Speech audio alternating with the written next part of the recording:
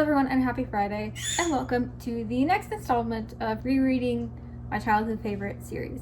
But now I am actually getting to the point in the series, Warriors by Aaron Hunter, that I have never read any of these books, so now it is officially me catching up with the series, and I'm so excited. So in this video, I will be reading Dawn of the Clans arc, also Tall Stars Revenge, The Untold Stories, which I believe is a 3-in-1 kind of short story thing. There's one more special edition, I think, but I cannot remember it for the life of me. We'll just have to wait and see. I don't even know her right now because my list is on my phone. I'm actually kind of starting this video a little late. I've already finished one of the books. That is the very first book in the Dawn of the Clans arc, which is the only arc that I'll be reading in this video. To my knowledge, and from what I can tell so far after reading this book, the Dawn of the Clans arc is basically the Dawn of the Clans. It is how the 5 clans, Sky Clan, Thunder Clan, Shadow Clan, River Clan, and Wind Clan were formed. So that is the premise of this 6-book arc series. But the first book in the series is called The Sun Trial, and it follows a cat in the tribe of Rushing Water named Greywing. This is still early on in the formation of the tribe of Rushing Water. Well, it's not too early on because pretty much everyone else that we knew from the other arc is dead besides Half Moon and Lion's Roar. But it's still fairly early on. They are facing starvation because there's just too many cats in the mountains. Apparently, Stone Teller, which is Half Moon, but she goes by Stone Teller because she is the leader of Tribe of Rushing Water, basically lets a few cats that are willing to go find a new home by following the Sun Trail. And to be honest, the plot is pretty simple. There's nothing at stake really with the plot. I'm just gonna jump into spoilers because I don't know what else to talk about because, like I said, not much to the plot. I did enjoy this book. I did give it a 4 out of 5 stars. So our main character is Greywing. I'm gonna be honest, he's not my favorite. I don't dislike him, but he's probably the most naive main character we've had, which isn't a bad thing, but he's also mind-numbingly stupid. I don't know. He's just very oblivious to many obvious things, which I guess kind of helps with the plot in a way. But at the same time, it's not only just for plot purposes, it's just in general, he's just a very naive cat, I guess. Which, being naive doesn't make you stupid. I meant, like, he's naive, but he's also stupid. There's a difference. It did take me a bit to get into his character because I felt like he wasn't boring by any means, but he's probably the most normal of cats. The first, I want to say 60-80 pages of the book is Greywing trying to determine if he's going to go with the other cats, which includes his brother Clear Sky, to go find a new home. And his other brother, Jagged Peak, wants to go. Greywing decides to stay in the tribe while Clear Sky goes, and Jagged Peak, because he is still a kit, has to stay because he's too young. But Jagged Peak, being the kit that he is, and needing the plot to move on and Greywing to go with his fellow tribe mates because we wouldn't have the story if it wasn't him, Jagged Peak sneaks out of the cave, which no idea how a little kitten could survive doing this all by himself, but he went out once, so he knows his way around. Convenient. Jagged Peak goes a little way off from the tribe of Rushing Water's home. He's not too far away. He's still like less than a day's trip. When Greywing sets off to find him for their mom, he says, "You have to go with him and find a new home. You can't come back here." And I'm just thinking, it's less than a day trip. He could easily come back to the cave with his brother. Because he's the main character, he didn't want to go, but we needed him to go so we can obviously like have a story. Like I said, it took him less than a day to find his brother. He could have just brought him back to the cave. You could say Jagged Peak would continue to go and search for the other cats. Just let him jump off a cliff. I mean, I'm joking. But seems like the Aarons were like, oh yeah, everyone will not question that it only took him less than a day to find his brother, and there's no way he could go back to his cave. I mean, it's impossible. There was a little running stream. It also was a very heavy travel book. I mean, the majority of it is traveling. The Aarons have done so many traveling stories with their books so often now that it's just, we get it. They're gonna travel, they're gonna find these strange animals that they have no idea what they are, they're gonna be harmless, but then they bump into a dog here, they bump into a tree here, they have to cross a road. Maybe one of them dies. Nothing new ever happened. I wish either it wouldn't have been the tribe that started the clans and we didn't have to go through all that traveling, or Perhaps it kind of had like a little chapter prequel of the tribe deciding to leave and then traveling on. The only other thing that I kind of am really just wanting to talk about is Clear Sky. Clear Sky starts off as a pretty promising character. I never loved his character, but he wasn't the jerk he ended up being by the end of this book. Clear Sky has many things that happened to him. He loses his mate during the traveling portion of the book by eagles and stuff, very tragic, and she was pregnant with his kids. And then when they get to the new home, when they get to the old clan territory, which is when all the tribe cats actually find their new home, he and Jagged Peak and a few other cats among their tribe mates feel more comfortable in the trees rather than on the moorlands, which understandable. So they decide to go live off in the trees, which they can still visit each other. It seems like after Brightstream dying, he's determined to keep every cat under him in a way safe, whether that is by being aggressive towards others and creating rivalries between his old tribe mates, whatever it takes basically to keep Cat in his land or in his camp, in his territory safe, then he will do that. Boy, his character annoys me.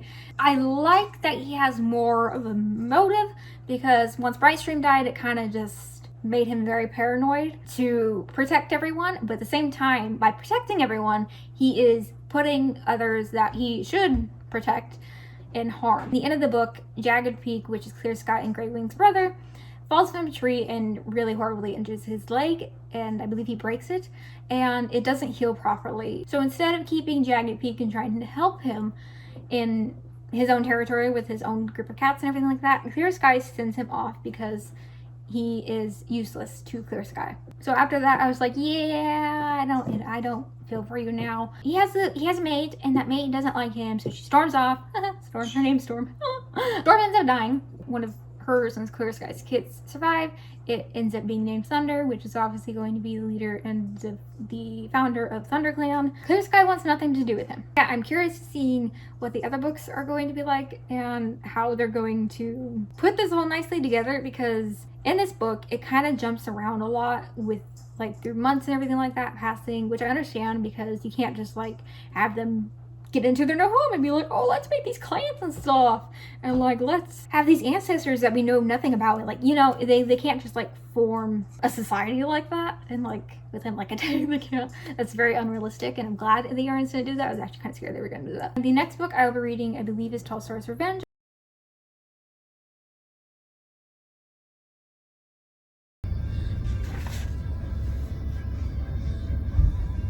My precious. Goodbye.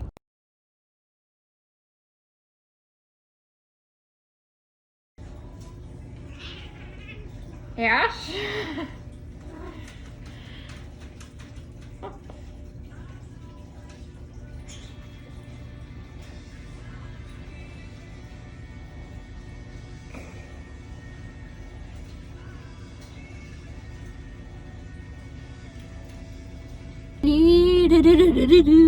My goodness. I am on Thunder Rising currently. I am halfway through. To be honest, I only remember little tidbits of the previous book and bits about the characters. I feel like I always say I don't dislike this book, but I don't think that's a good way to open it up, how you feel about a book. I'm enjoying this book, actually. I really am. I would say it's about a 3 out of 5 stars. The first thing that I wanted to say, I actually almost kind of felt like DNFing this book during the first 60 pages. After I just said I kind of like this book. I do like this book. But the first 60 pages, I don't know if it was just because I hadn't read a Warriors book in a very long time, or the Arians were just writing differently or something, or maybe this was when that new Aaron Hunter author came into the crew. I don't know. But the first like 60 pages just felt very awkward. One, the dialogue was very robotic, which I've never felt that way about Aaron Hunter's dialogue. I mean, it's not like riveting dialogue or anything like that, but it's not robotic. I do appreciate that this book has Thunder's perspective. I really want a Jagged Peak perspective though, because I really love him and I would just love to get into his head. I despise Clear Sky. I think I despise him. Oh, you know he's gonna be the leader of Sky Clan. That's what I don't understand. How no. Would anyone follow a cat like that? He's such a jerk. He's a huge manipulator. I think it's a very interesting character development, and the fact that he sees nothing wrong with it. The scene where he manipulates Thunder, his son, into coming living with him. His reason for abandoning Thunder is because he was testing him. You abandon your son after he lost his mom and his siblings. You abandon your son, left him to the woods pretty much, and Thunder, being a child, really, he goes with his father because he's never had his father with him. I wouldn't necessarily consider him a villain yet. I don't know if he's gonna be the villain. I don't know if he is technically already the villain. I can see him being the villain. I guess I could maybe say about a few things about Thunder. Thunder, I don't dislike him. I think he's cute. I'm very interested to see what is actually going to push Thunder to separate himself from his dad. Also, I love Rainswept Flower so much. She's so cute. And I was stupid, and I looked up something to see if her and Jagged Peak got together, because I really liked them together. And I found out that she dies in the next book. So I need to not look at spoilers. Thunder Rising quickly became a very good book. Oh, the character development. What is going on, Aarons? Wow. This is weird to say, but I really love Clear Sky as a villain. As a villain, he's not a good cat. He's horrible, and the things he says, oh my goodness, just infuriates me to no end. This is the best villain that the Aarons have ever done. But Clear Sky is everything that the Aarons wanted Tiger Claw to be, but better. Tiger Claw was just big, mean fighter. He just wanted to kill cats. He had no reason, nothing. No matter how many kinds of backstories we got, I still have a novella about him that like goes into more of why he did what he did, I think, but I guarantee you it won't give me much of a reason to think, oh, now I understand why he was a villain. That just doesn't make sense. But Clear Sky is driven by fear. He has reasons. He has reasons, guys, to be the way he is. Does it make the things that he's doing okay? No, not at all. But you understand why he's a villain. We want to understand the villain. That is a good villain. Clear Sky is a good character, like good character development. Oh my goodness, I cannot wait for the third book. I'm going to start the third book later tonight. I want Jagged Peak to have a romance though. He's a cute little dude. Okay, usually I would update after work, but I wanted to do it before work because one, I'm wanting to talk about this book. Two, I don't want to forget to do this and then have to wait until I'm alone again to do it, which may be a while. And then three, I don't have another thing. I love this book. I give it a 5 out of 5 stars. Complaints, no complaints. This book was 100% action packed. I did read that it was a little bit depressing for someone in their review. It is very depressing, it's specifically near the end. My heart was just going 100 miles an hour because of the anticipation and constantly being on edge. I was so scared for all of them. Even Frost, who doesn't get much page time in this book. I don't even know where to begin. So obviously going into the book, you are expecting a very large battle, but the way that it all came together, oh, I don't even know how to explain it. Oh my goodness. Like, I haven't been this excited about a Warriors book and continuing on with a specific arc since Into the Wild. And that's saying a lot. In the past books, we are made aware of this place called Fortress, which is part of the old clan territories. Fortress is used as a gathering place in the first arc and a half, and the gathering place is described as always being the time where clans come together, united, no battles, out of respect and everything like that. It's supposed to be peaceful. This book explains why. I don't think the Aarons have ever done that. I mean, that sounds like really boring. That just this book pretty much explained the origin of why the gathering place is so sacred. All the other books, past books, we're just told is a very sacred area. No battles, no anger, no hostility. Whenever the vow is broken, clouds will cover the full moon. You'll find out why it's so sacred. And again, I don't think the Aarons have ever explained something about the lore to that extent. I don't think. Basically, the whole backstory is Clear Sky and Greywing Greywing wants to bring peace. Clear Sky, I guess, wants to tell his brother why he's taking all the territory and stuff.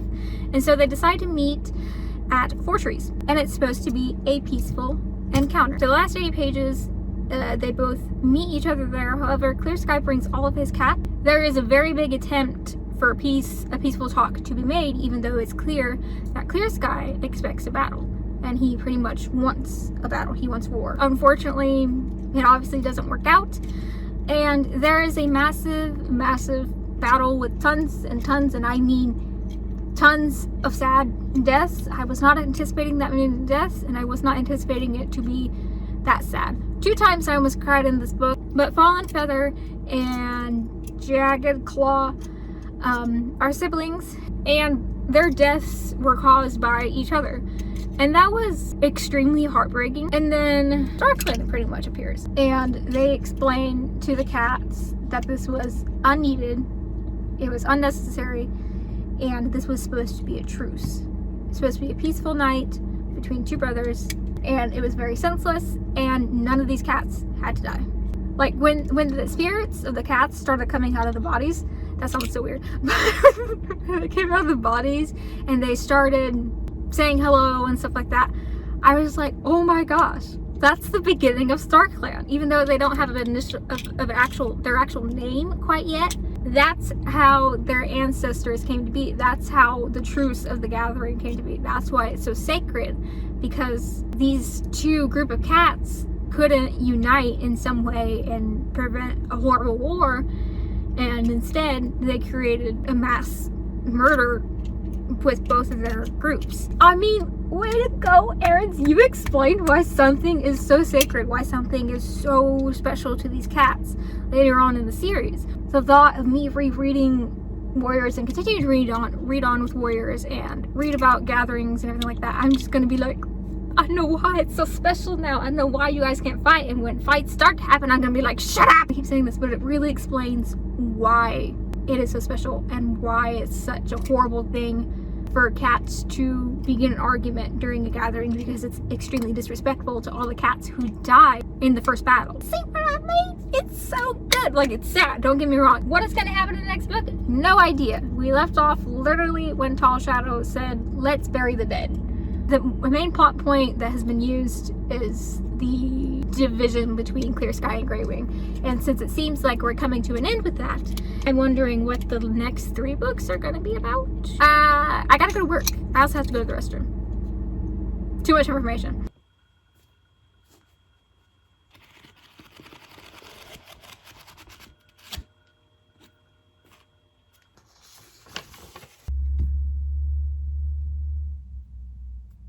I feel like it just gets worse. Anyways, hello. I'm hot. I am exactly halfway into Bramble Star Storm. I want it to be over. The book is literally about a storm after Bramble Star became leader of ThunderClan. That is all that has been happening. And I'm around 270 pages in this book. I'm so bored. Even if I'm bored, I like being with the characters. I like seeing what they're all doing. It's like being with family. So I like that. And that, I think, is what is making it 3 out of 5 stars. But it may be 2 out of 5 stars if it continues the way it is. It wouldn't honestly be that big of a deal if it was shorter. But this is almost a 500-page book. Make it a novella or something. Like, you make novellas off little itty-bitty plots that really don't even require a book because they've just used our imagination. But with the giant storm thing, that's really not all that interesting. You make a 500-page book. So I am thoroughly bored. Hello. I cannot wait to get back to the Dawn of the Clans arc. But yeah, I'm enjoying all the side characters. Him and Squirrelfly, I'm pretty sure, do end up back together. I can't stand Squirrelfly either. There's just a few characters that I just don't like, and I'm extremely sad that Black Star died. I know he was gonna, because he's old. There's no way he was gonna live much longer. But my goodness, I'm pretty sure there is a novella of him. But we need a special edition. I mean, you make a special edition about a stinking storm. Make one about a cat who literally went from being a rogue in a bunch of alleyways when he was younger. Then he joined Shadow Clan, became Tiger Star's one of his biggest followers, one of Broken Star's biggest followers. He killed many cats. He wasn't a very good cat, and it took him a lot of time to earn people's trust and respect. And then he becomes a very ferocious, yes, but respected leader of his clan for many, many years. How interesting would that be? I mean, what was his life like when he was younger, before he joined the clans? I finished Bramblestar Storm, and I am halfway, literally halfway, into the Blazing Star. So Bramblestar Storm, I still have it, it's still 3 out of 5 stars, and I still think it should have been much shorter. About the prophecy that was in the story about Bramblestar and Tawny Pelt being tied together through their sibling blood and stuff like that was cute, and I liked that near the end it kind of focused on their relationship. I can't say that was a huge part of the story because it was near the end. It's just about a storm. There are other things that happen, but they're not significant to the rest of the series, so I feel no need to talk about them. The only thing I feel the need to talk about is that Dustpelt, my baby, my child, was killed. I knew he was gonna die. I already knew he was gonna die. Read a spoiler very many years ago, and that he did die shortly after Ferncloud was killed in the Dark Forest battle. But I thought it would be in the next arc. I wasn't prepared, and I actually thought he died from a fox attack, not a badger attack. So I was thinking, he ain't gonna die here, it's just a badger. His death is gonna be with a fox. I was shocked because I had in my head, he dies from a fox, not a badger. As in the book said, it was very bittersweet because he was just incredibly depressed after Ferncloud and his mate died, and he just wanted to be with her. It was really sad. Because he is one of the OG cats, and all the other 3 cats, I think Graystripe and Sandstorm, are the only 2 OG characters left from that generation of cats, and they're now in the Elder's Den. And Dustpelt was supposed to be with them, okay? He was supposed to be with them, and he's not. I'm happy he's with Ferncloud again, but it still makes me sad, okay? I totally forgot about Jessie. Squirrelflight and Bramblestar have never been a favorite pairing of mine, but in this book, I kind of liked them a little bit more near the end, just because I could kind of see, well, they've been through a lot. Aaron's did a pretty good job at making both of the love interests for Bramblestar, Squirrelflight, and Jessie being both pretty likable. I mean, Squirrelflight is Squirrelflight, so she can be a little, I wouldn't say she's snappy. She gets annoyed with Bramblestar relatively easy. What made these 2 work so well is because neither of them disliked each other because they both liked the same cat, which is what happens a lot with pretty much any romance storyline that has a love triangle. The 2 that are pitted up against each other, who the one a cat character is trying to figure out who they want to take, usually despise each other. But Jessie and Squirrelflight didn't despise each other necessarily. They both recognized that they both liked Bramblestar, but they treated each other pretty stinking nicely. I was just happy that they didn't make these 2 female characters and really just this love triangle be where the 2 choices are pitted against each other. I liked that they both mutually came to agreement. We both like him. He likes both of us. Whoever he chooses is who he chooses. And they continued to be civil. And I'm just like, yes.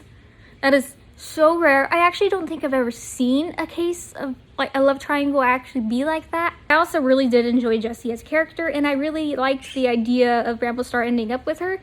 I knew he wasn't going to. I definitely don't think it's the last that we will see of her. She does leave ThunderClan at the end of the book once the floodwater goes down. And I'm almost 100% sure that she's going to join SkyClan whenever they do come into the series. Which brings me to the question of why is SkyClan included in the map of this book? They were not introduced in this book.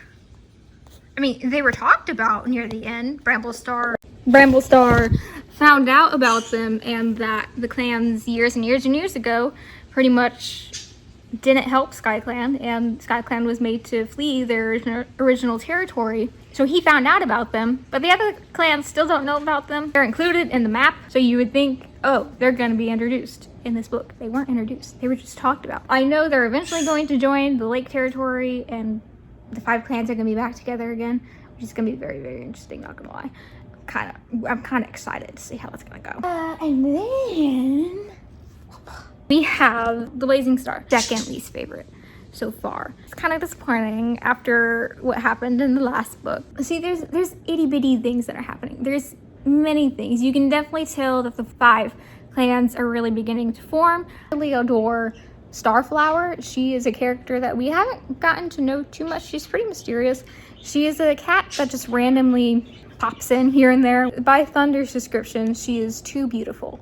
And I love how he just instantly saw this cat. And yes, it's a little insta-lovey, but I think with her character, with both of their characters, really, it makes it more bearable and more like of a young love kind of cuteness, to where, like, I mean, they aren't in love yet, they're still getting to know each other, but he is just instantly smitten with her, to where he doesn't ever really know what to say. He just kind of goes mute in front of her, and I love it. I love how he's a very confident cat, but the second she comes near him or looks at him, his confidence just goes whoop. I'm really interested in learning more about her. She definitely does have a mysterious vibe to her, so I hope she doesn't turn out to be not a good cat. There's a new character named One Eye. I don't know how to feel about him. He is definitely our villain now, which, I mean, this is the 4th book actually in the series, so I don't know.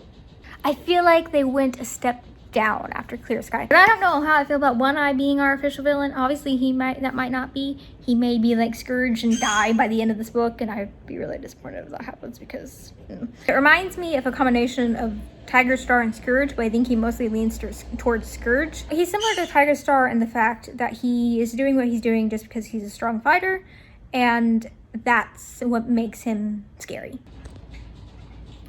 She's so cute. And it seems a little bit repetitive. It seems very similar to Scourge and Scourge and Blood Clan, so I just don't want that to be a thing. Again, we've already kind of had that happen. We don't need a repeat. I finished the Blazing Star. It is a major letdown compared to the first battle. The first battle was probably easily one of the best Warriors books in the series. This one definitely felt like a filler and had an unnecessary villain. One Eye was killed by the end of the book. A new villain introduced and then killed by the end of the book. The whole thing was very soap opera-y. Starflower, I was really hoping she wasn't, but she did turn out to be evil. What I don't get is Starflower really did not give anyone a reason to mistrust her. She was very sweet. No one distrusted One Eye at first, and you could just blatantly tell this is not a good cat. But with a sweet-natured, pure, innocent-looking cat, they're like, no, something's wrong with her. But yeah, One Eye was a bad villain. I have nothing more to say about that. Starflower, in the end, I don't think she was entirely necessary. I think they just did it for added drama and to make the book longer. But the next book is Tales of the Clans, which is just the 3 novella thingies. I finished the first novella of the Tales of the Clans a few months ago. If I'm looking really weird, it's because my left ear is kind of causing me issues at the moment. A lot of novellas I'm noticing are not needed. They don't add anything to the story. I'm assuming they're just kind of there to give fans a little extra something of their favorite characters and stuff, and maybe to kind of understand a little bit why a character did something that they did. I have known for a very long time I do not like Tiger Claw whatsoever, and having a novella about him, I was so extremely annoyed. We learned nothing really of importance with Tiger Claw. It's basically the story of right when he's kicked out of ThunderClan, he takes over ShadowClan. But it was just so annoying because ShadowClan is not a dumb clan. And this book just kind of seems to get rid of every character trait from ShadowClan and the cats of that clan, just to help us figure out why Tiger Claw was so accepted by Shadow Clan. And it just didn't seem believable to me. The Aarons really need to not make everything so easy. The way he was accepted was because their old clan leader pretty much was dying of old age. Everyone thought he was useless. Tiger Claw is offering assistance after leaving his clan, supposedly for some mysterious reason. It doesn't make sense. It just makes Shadow Clan so stupid, and they're not a stupid clan. It's just, they make it so easy to figure out exactly. I don't think the Aarons even knew how Tiger Claw joined Shadow Clan initially. At one point, the Aarons try to convince us that he loves his clan and would do anything for his clan when the fire is happening in Thunder Clan territory. Maybe a chapter or two previously, he killed one of his clanmates, his old clanmates.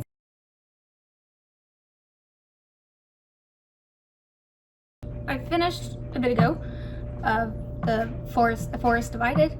I personally have no idea what to say. I can recall what happened, but at the same time, I don't think it's anything that I have much to say on. I read the other half during the time where Kiara was beginning to go downhill.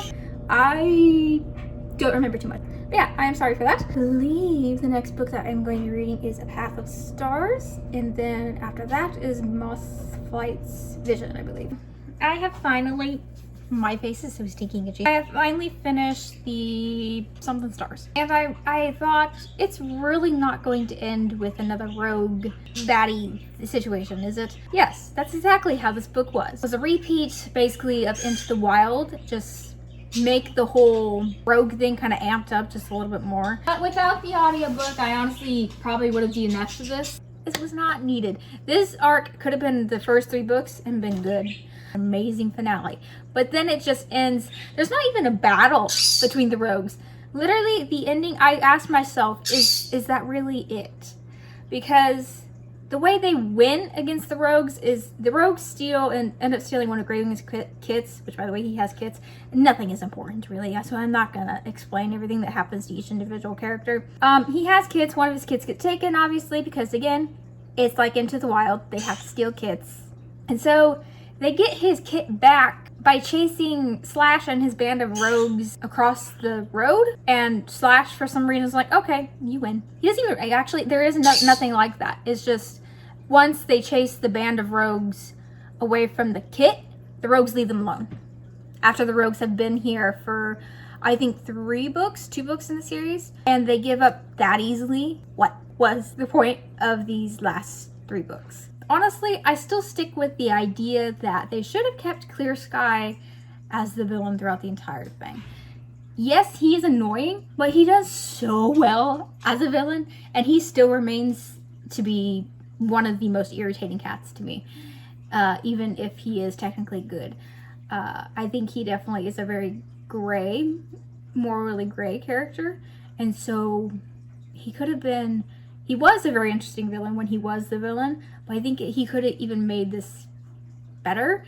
Last book in this video, for this particular video, I cannot talk today, sorry, is Moth Flight's Vision, and she is the daughter of Windrunner, who is the leader of Wind Clan. I'm only 20 pages in, but I'm pretty sure this book is going to be kind of about her discovering Star Clan and like how the leaders can get their 9 lives and stuff, and like things geared towards Star Clan and like creating the formation of a medicine cat, pretty much. I am interested in reading her story. I do find her to be a very interesting character. Yeah, I'm also really interested in seeing interactions between her and her mom, because her mom does, I can't say she doesn't like her, but her Windrunner is just very, very mean to her. So I'm interested in seeing their relationship and everything, and hopefully the Aarons will do this good. I've seen a lot of good reviews. So I want to say around 35% of the way through. I am personally really, really enjoying this. I really like Mothflight. I really like her determination, even though she is very scared to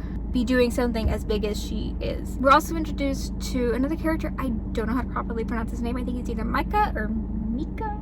But I do like his character. It's just I don't like the potential romance that I think might happen with them. Clear Sky is also continuing to annoy me, even though he's only been seen once so far.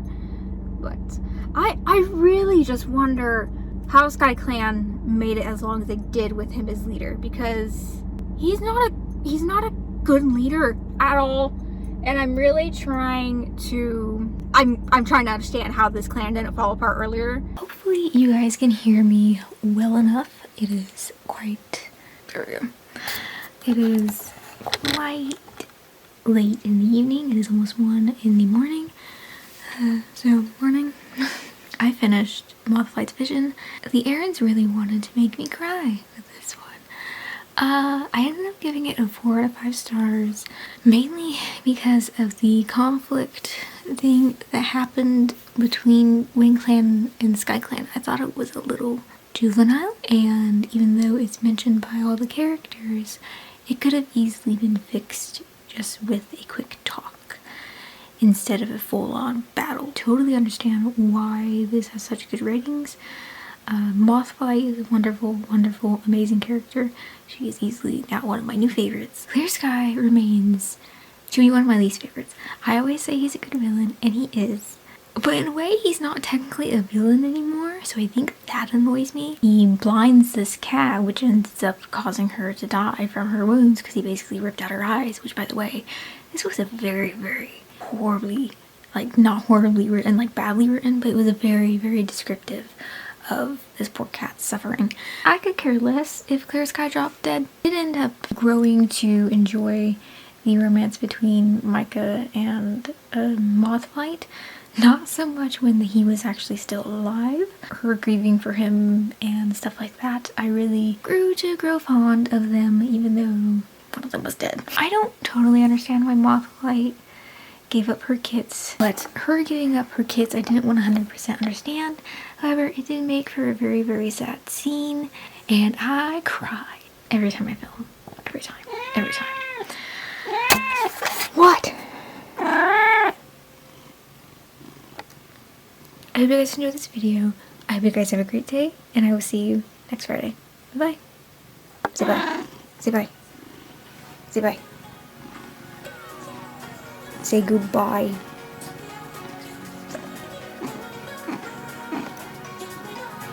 Say bye. Me. Say goodbye.